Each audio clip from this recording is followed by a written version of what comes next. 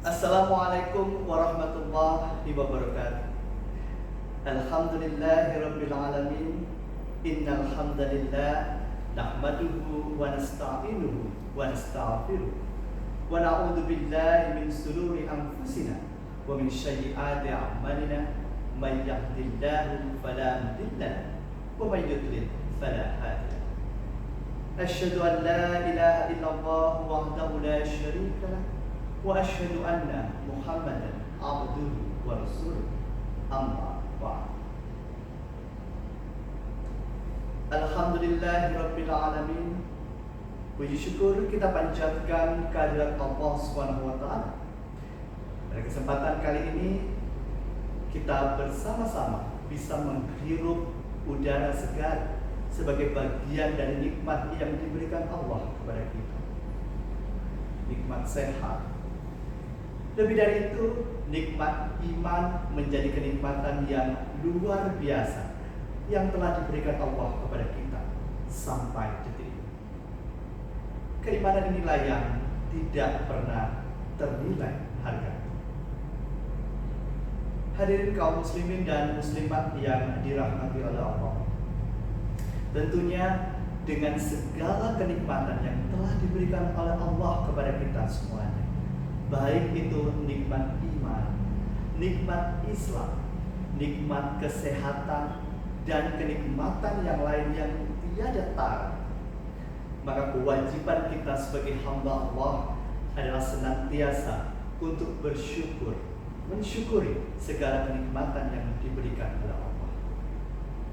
Allah SWT mengingatkan kepada kita semua di dalam surat Ibrahim ayat 7, A'udzu billahi minasyaitonir rajim. Wa id ta'adzana rabbukum la in syakartum la azidannakum wa la in kafartum inna adzabi lasyadid. Dan ingatlah tatkala Allah memaklumkan, sesungguhnya jika kamu bersyukur, pasti kami akan menambah nikmat kepadamu. Namun jika kamu mengingkari nikmat, maka sesungguhnya azab sangat pedih. Hadirin kaum muslimin dan muslimat yang dirahmati oleh Allah, mengingatkan kepada kita semuanya Ibrahim ayat 7, bahwa setiap kehidupan yang kita jalani semuanya adalah kenikmatan dari Allah. Maka patut kiranya kita punya kewajiban untuk senantiasa bersyukur atas segala kenikmatan. Maka di akhir ayat tadi dijelaskan bahwa jika kita kufur, maka naudzubillah, azab Allah sangat pedih. Naudzubillah. Hadirin kaum muslimin dan muslimat yang dirahmati oleh Allah, dalam kesempatan kali ini tausiah yang akan saya bawakan terkait dengan aktualisasi potensi pemuda bersama membangun negeri. Hadirin rahimahullah, pemuda merupakan aset pembangunan bangsa. Pemuda adalah individu yang tidak hanya matang secara usia, matang secara reproduksi, tetapi juga memiliki kekuatan yang luar biasa. Inilah yang kemudian pemuda dalam konteks historis sejarah memiliki pengalaman yang sangat panjang. Tidak heran kiranya ketika tokoh bangsa ini, Bapak Insinyur Soekarno, pernah berujar, beri aku 10 pemuda, maka aku akan goncangkan dunia. Ini menggambarkan bagaimana kemudian kekuatan pemuda sebagai kekuatan pembahar. Maka kita sebagai pemuda Muslim tentunya bukan hanya memiliki kekuatan fisik dan kekuatan intelektual semata, tetapi kekuatan akidah Islami menjadi hal yang sangat penting untuk menjadi modal bagi kita semua. Rekan-rekan pemuda di seluruh Indonesia, kita tahu bahwa pemuda merupakan agensi perubahan. Dalam beberapa konteks sejarah, bahwa pemuda menjadi agen atau aktor perubahan. Perubahan bangsa Indonesia sampai dengan detik ini, pemuda menjadi aktor di dalamnya. Bagaimana kemudian kita melakukan perubahan jikalau kemudian kita tidak punya motivasi yang kuat untuk merubah diri kita sendiri? Tidak berlebihan ketika Allah mengingatkan kepada kita dalam surat Ar-Ra'd ayat 11, A'udzu billahi minasyaitonir rajim. Innallaha la yughayyiru ma biqaumin hatta yughayyiru ma bi anfusihim. Sesungguhnya Allah tidak akan merubah nasib suatu kaum sehingga mereka merubah keadaan mereka sendiri. Esensi perubahan adalah kekuatan motivasional dalam diri setiap individu, termasuk kita pemuda. Perubahan yang terjadi bukanlah terjadi secara tiba-tiba, tetapi perlu adanya perencanaan. Dalam konteks historis inilah, pemuda memiliki peran yang sangat penting. Kita pahami bersama sejak 1908, pemuda menjadi tonggak perubahan dengan pergerakan-pergerakan. 1908 disusul dengan 1928 dengan Sumpah Pemuda. Melalui ikrar pemuda inilah bangsa Indonesia membangun kekuatan untuk menuju kemerdekaan. Dalam konteks sejarah yang panjang, pemuda kemudian diuji kembali di tahun 1945 ketika Indonesia memproklamirkan kemerdekaan. Sejarah ini tetap berlanjut 65, 98, bahkan sampai dengan era reformasi saat ini, pemuda masih menjadi aktor terdepan dalam perubahan. Rekan-rekan pemuda sekalian yang dirahmati oleh Allah, kita tentu ingat dengan hadis yang disampaikan oleh Rasulullah dari Abu Hurairah radhiyallahu anhu, dari Nabi sallallahu alaihi wasallam, beliau bersabda, ada 7 orang yang dilindungi oleh Allah di bawah lindungannya pada hari yang tidak ada perlindungan kecuali lindungan dari Allah.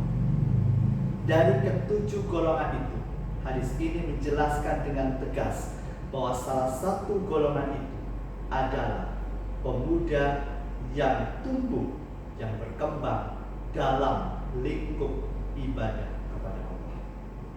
Ini mentafsirkan bahwa pemuda harus memiliki motivasi yang kuat dalam menjaga akidahnya.